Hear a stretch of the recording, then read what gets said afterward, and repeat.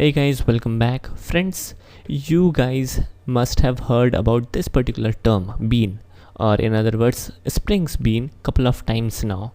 And today let us quickly check what exactly is a Spring's bean.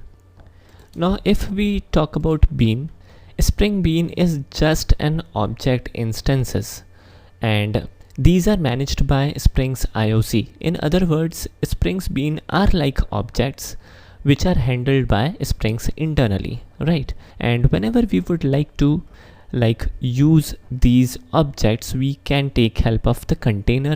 The container is nothing but the application context, and with the reference of application context we can use these beans. If we check this description, then it says beans are created and wired by the framework and put into the bags of object, the container. Bags of object means the container where we have multiple beans, right, from where we can get them later.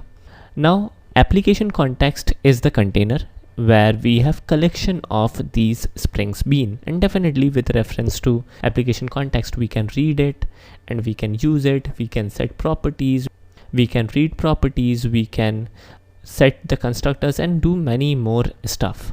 Alright, moving forward, if we check what are the features of these beans, we can control the life cycle of the beans.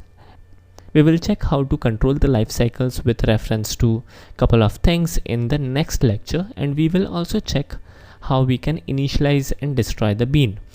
So these two features are controlling the bean's life cycle, and we can initialize or destroy bean.